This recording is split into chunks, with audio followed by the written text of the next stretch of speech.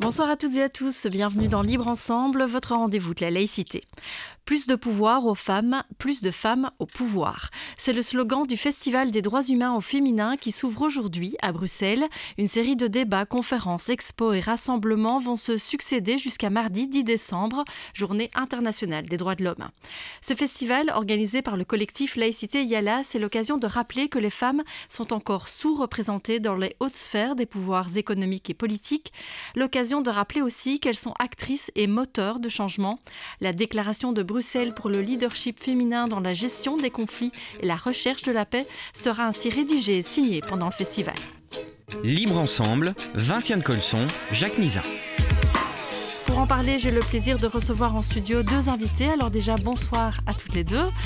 Tout d'abord, Djemila Benhabib, vous êtes la cheville ouvrière de ce festival, chargée de mission au Centre d'Action Laïque et coordinatrice du collectif Laïcité Yala.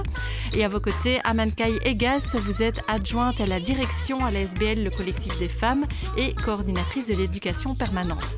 Alors avant de parler du festival, et même avant presque de présenter ce qu'est le collectif des femmes, Amankai, j'ai envie de me tourner vers vous. Quand vous êtes arrivé en studio tout à l'heure, vous nous avez dit que vous aviez passé une journée éprouvante. Est-ce que vous pourriez nous raconter ce que vous avez fait aujourd'hui et qui illustre finalement tout ce qu'on va dire par la suite dans l'émission? Oui, c'était une longue journée depuis 8 heures du matin. Dans les collectifs des femmes, à part beaucoup de choses qu'on fait, que je vais réexpliquer après, et on travaille aussi dans des accompagnements pour les femmes victimes de traite. Et aujourd'hui, j'ai reçu une nouvelle personne qui voulait sortir. En fait, ça signifie sortir. Pour nous, ça signifie dénoncer son proxénète et rentrer dans un système de protection, soit avec Pagasa ou Payoke, que c'est deux associations qui sont mandatées par l'État pour pouvoir protéger les personnes victimes de traite. Et donc, c'était une longue journée parce que c'est aussi écouter toute l'histoire. Et comme le festival dit, plus de pouvoir aux femmes, plus de femmes au pouvoir, là, on se rencontre et qu'il y a un long travail à faire aussi pour que ces femmes puissent être entendues aussi, leurs problématiques. Et parfois, c'est une problématique assez invisible de la société. Mais c'est une problématique existante et qui continue à exister, malheureusement, et assez violente aussi. C'est-à-dire que c'est une femme qui venait d'Amérique du Sud et qui était exploitée ici en Belgique comme prostituée et qui avait un long parcours aussi de violence que vous devez accueillir pour ensuite l'orienter au mieux.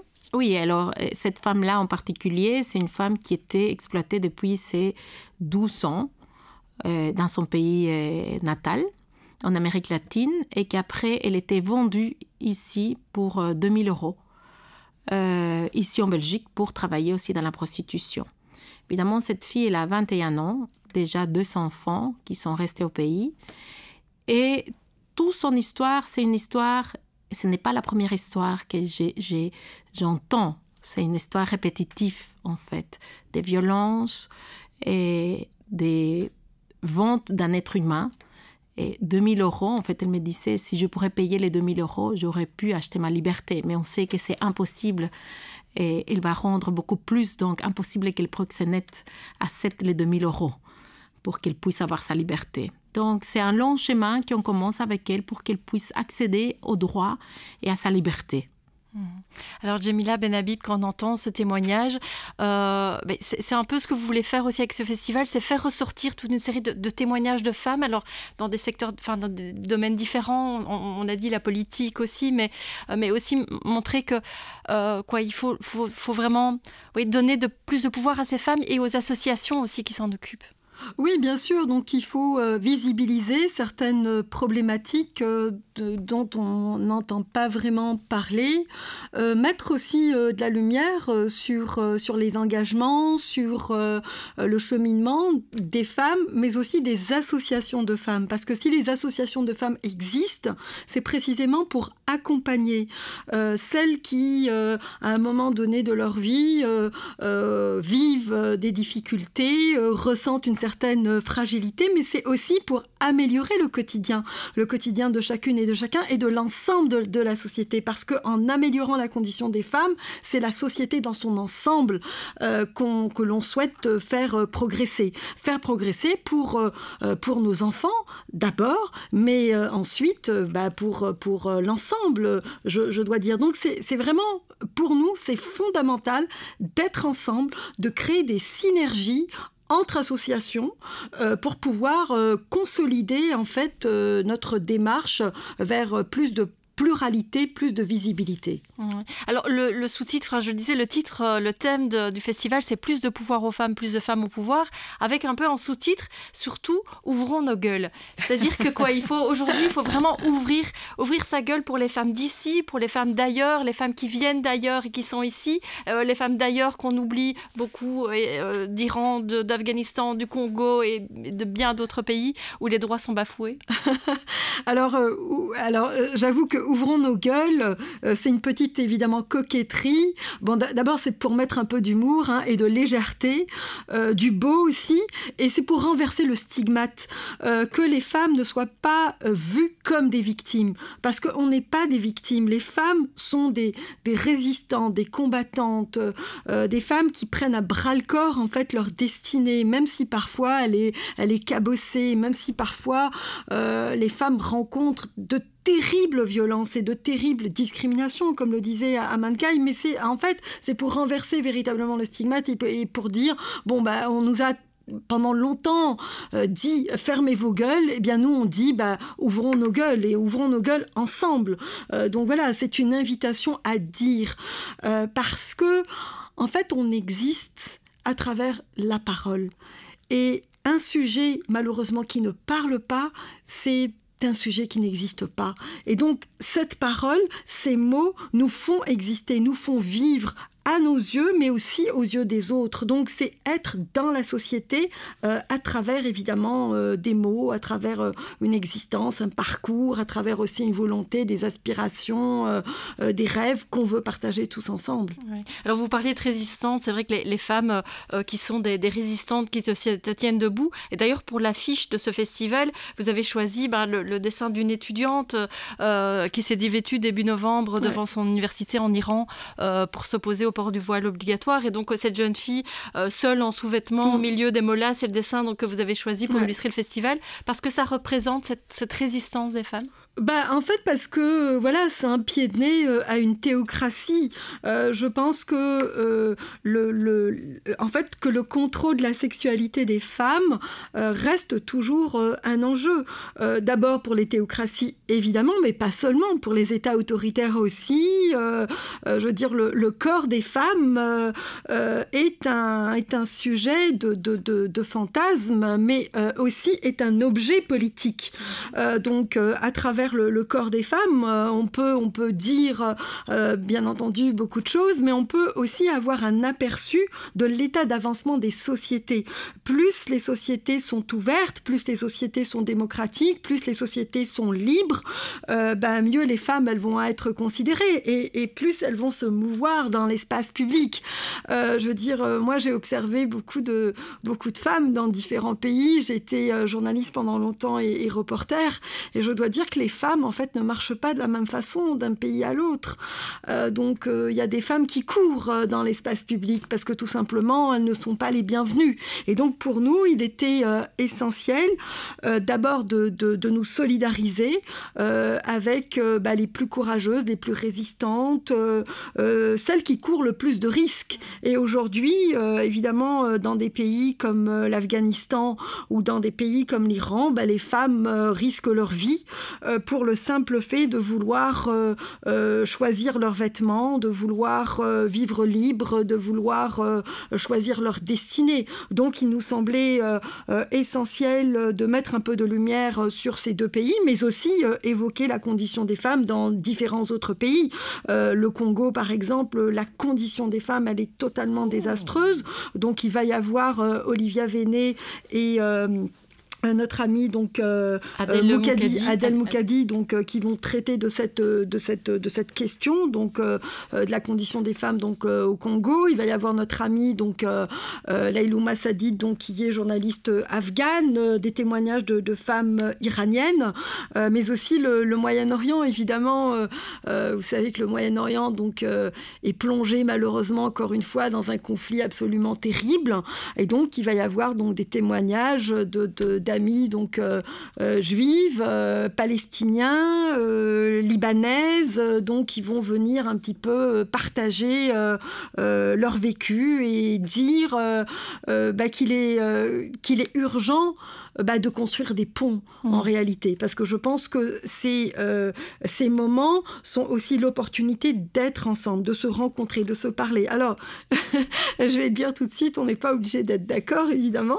Mais en tout cas, on peut se parler et trouver effectivement un terrain de discussion. Alors, on va en reparler notamment de cette soirée de lundi où on va parler justement de paix, du rôle des femmes dans la recherche de la paix. Mais je me retourne vers vous, Aman Kay. On parlait de l'importance du collectif, l'importance de se regrouper entre associations des femmes. C'est peut-être l'occasion de présenter justement ce collectif des femmes pour lequel vous travaillez.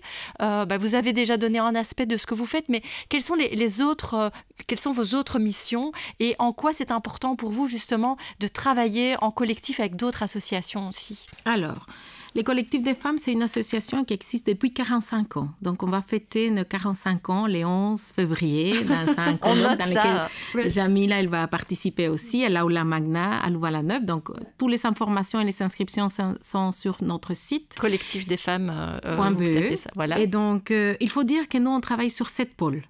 Donc, un pôle, c'est l'éducation permanente. Justement, et la thématique, c'est droits des femmes. Et on a un deuxième pôle qui c'est justement l'accueil des femmes victimes de violences ou de violences de genre. Ça aussi, on fait un accueil sur Louvain-la-Neuve, mais aussi on a commencé à accueillir des femmes victimes de violences comme la femme que j'ai dit, aujourd'hui j'en parlais, les femmes victimes de traite, ici sur Bruxelles.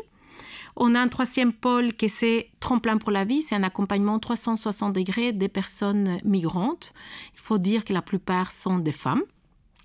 Quatrième pôle, aussi initiative locale d'intégration, donc ILI, dans des cours de français, parcours d'intégration, etc. On a aussi un autre pôle, c'est le 5e, c'est le CISP, donc des formations qualifiantes, différentes formations. Donc, je vais aussi inviter le public à les regarder parce que c'est assez intéressant. Il y a différents types de formations comme aide-soignante, réparation des smartphones et des tablettes, etc. Et on a aussi un autre pôle qui c'est le pôle Nyapinga. Nyapinga, que ça signifie, c'est l'accueil des femmes séropositives. D'accord. Des jours. Et 100%, c'est des femmes migrantes. Donc, on fait cet accompagnement. Et le 7e, c'est aussi avec Roxana, c'est le CSC, expression et créativité dans l'art comme outil d'émancipation des femmes. Okay. Très important. Il faut dire que le collectif des femmes est né par un désir des femmes de créer un espace pour elles, en fait. On parle de Louvain-la-Neuve. Louvain-la-Neuve, c'est une ville étudiante. Il y a 45 ans, la plupart des boursiers, c'était des hommes. Et les femmes n'avaient pas de possibilités. Par des cours de français, on ne pouvait pas faire des études et pas travailler. On n'a pas le droit de travailler quand on est accompagnatrice d'un boursier. Et donc, ces femmes, ils ont demandé justement à notre directrice, Christiane Dewan, qui était assistante sociale à l'UCL Louvain, de créer un espace. Et c'est à partir de là que le collectif est né. Et une des particularités du collectif des femmes, c'est que seulement à partir de l'année 90, on a eu des subsides. Avant, c'était des femmes militantes, migrantes, qui ont mené cette action de justement empowerment des femmes. Ouais, de prendre leur donc place. Plus de pouvoir aux femmes migrantes, plus de femmes au pouvoir. Mais alors, et parce qu'il faut dire que notre public maintenant est devenu mixte. Oui. Mais la plupart sont des femmes. Et une autre particularité du collectif des femmes, c'est que 90% du personnel, donc on est 30, 90%, on est des femmes. Et de ces 90%, 90% des femmes issues de la migration, dans lesquelles la plupart sont, moi-même, femmes dans la monoparentalité. c'est très compliqué de trouver une place, donc avoir un pouvoir aussi, de pouvoir agir, d'exercer nos droits, qu'on arrive ici dans un pays qui nous accueille, comme la Belgique, et trouver un travail en étant migrante, avec difficulté d'équivalence des diplômes, et en plus en étant seule avec des enfants. Très difficile à trouver un travail, et ça, c'est une des particularités du collectif, c'est justement pouvoir avoir cette ressource humaine aussi riche de ces femmes issues de la migration, dans la monoparentalité, et dans lesquelles on peut aussi revendiquer aussi au niveau politique, déjà entre nous, nos revendications. Alors, mais justement, en fait, vous avez fait une étude toute récente qui s'intitule « Femmes et participation politique, le rôle des femmes migrantes dans la transformation des sociétés européennes ». Et du coup, en fait, ce qu'on voit dans cette étude, c'est que y a quand même des femmes qui estiment qu'elles sont représentées par les politiques, des femmes donc, que vous représentez, des femmes d'origine étrangère, des femmes migrantes qui s'estiment représentées, mais il y en a quand même beaucoup aussi qui ne s'estiment pas écoutées, pas représentées. Alors quels sont les obstacles? Qu'est-ce qui fait qu'aujourd'hui, suite aux élections, on aurait pu croire qu'il y avait plus de femmes plus de femmes issues de l'immigration qui allaient être au premier poste, en tout cas qui allaient être élues. Qu'est-ce qui explique qu'il y a encore des freins qui font que les femmes ne se présentent pas, ne participent pas à la vie politique belge? Alors, ce n'est pas évident d'être une femme... En fait, participer en politique, il y a aussi la participation active que c'est se présenter. Mais il y a aussi toute l'autre participation, inactive, on peut dire, que c'est la participation aussi politique. C'est aussi travailler comme militant dans une ASBL. Et ça, par contre, on voit qu'elles sont présentes. Elles sont très présentes dans la vie associative. Associative, aussi travailler dans un syndicat, en fait, militance dans un syndicat, ou soit aussi dans les quartiers, d'une association des quartiers. Mais la difficulté on s'est rendu compte, qu'on a vu, qu'on voyait déjà, parce que c'est une enquête qu'on avait fait déjà en parole. Maintenant, on a fait une enquête comme il fallait. En juin, on a lancé l'enquête. Mais c'est toujours les mêmes revendications. On ne peut pas participer car les horaires, c'est des horaires pas possibles. Quand on rentre dans un parti, on ne tient pas en compte. La difficulté des femmes aussi au niveau des papiers. Il faut être... naturalisé, donc avoir la nationalité belge pour pouvoir participer aussi dans les élections, même si on est ici depuis 5 ans, 7 ans, 8 ans. Oui, on peut voter, mais on ne peut pas on peut voter à partir des 5 ans seulement au communal. Ouais. Oui, mais pas aux autres.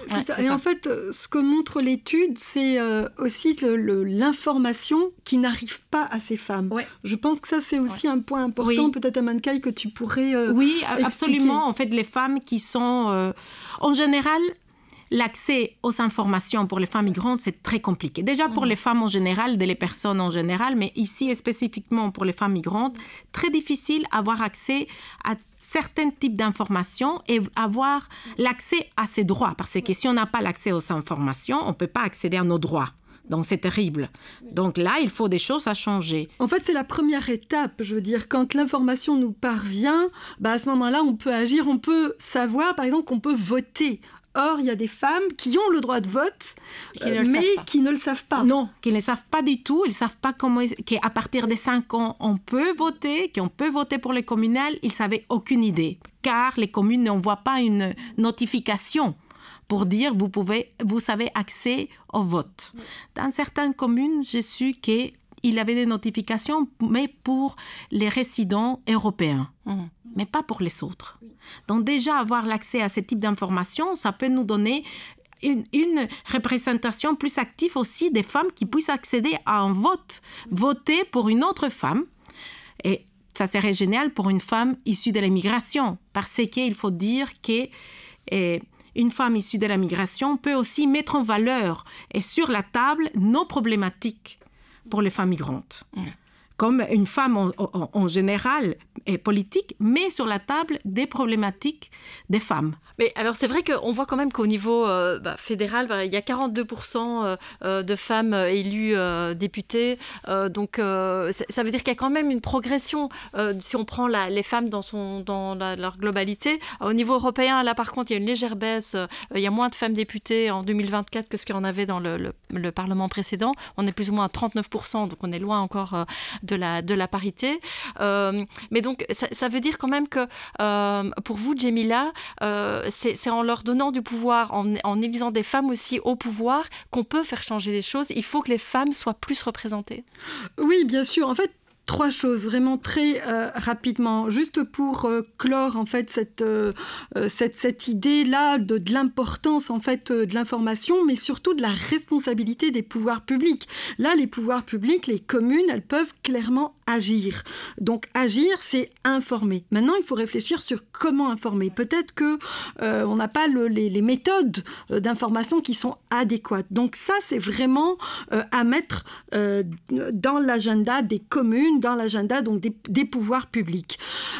Autre chose aussi, en fait, en Belgique, il y a eu énormément de progrès par rapport aux droits des femmes. Donc ça, je pense qu'il faut le dire. Il faut le dire, il faut le souligner.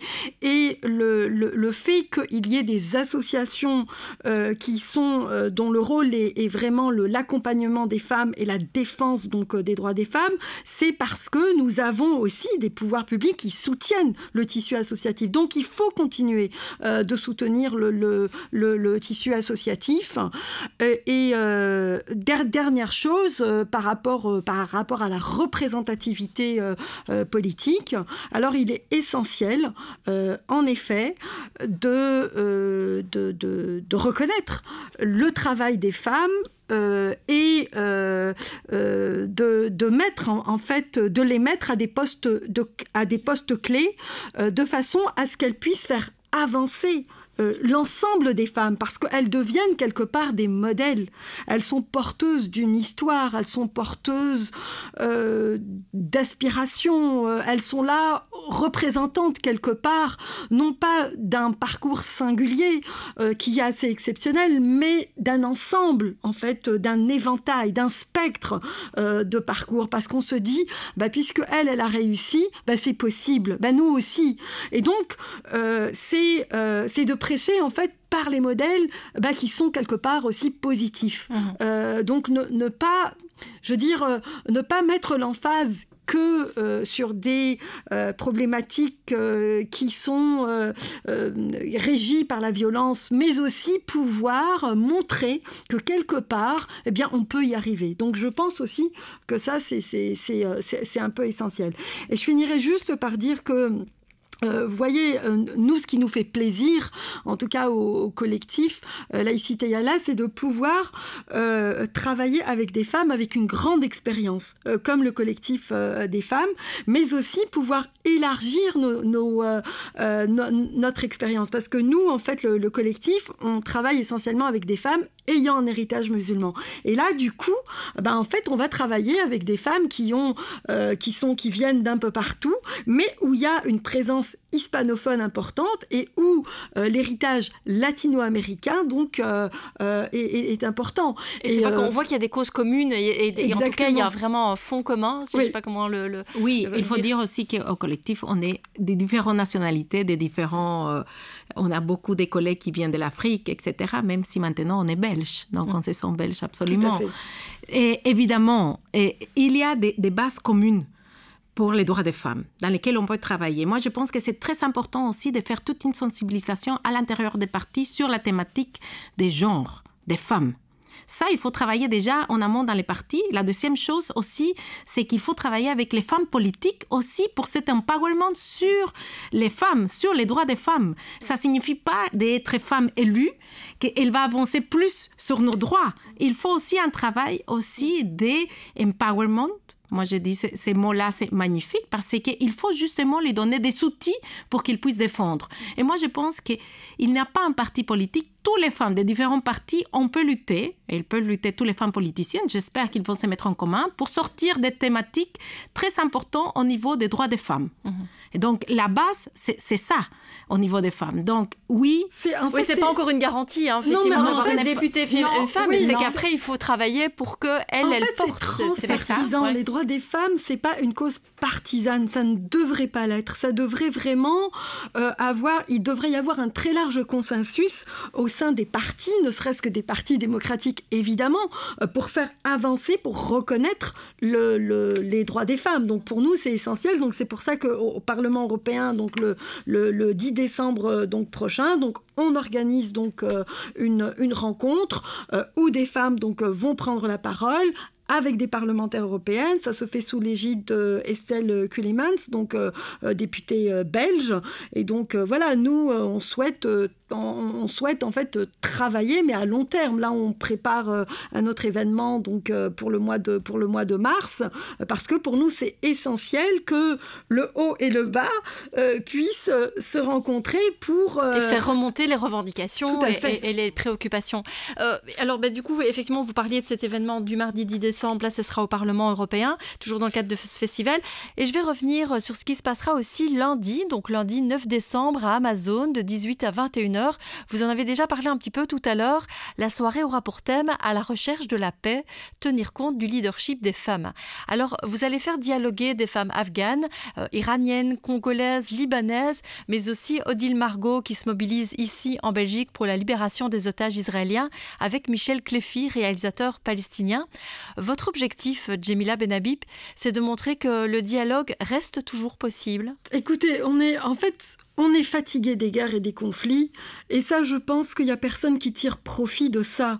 Et donc, construire la paix, ça commence par le bas, ça commence par se parler, puis ça commence par trouver des solutions concrètes pour la vie de tous les jours. Les femmes, elles sont au cœur des conflits, elles sont victimes des conflits, mais elles sont en même temps obligées d'assurer le quotidien pour elles, pour leurs enfants, pour leurs parents, pour leurs grands-parents, et ainsi de suite. Donc, on est dans la vie. Quand on est dans la vie, on est forcément aussi dans la paix.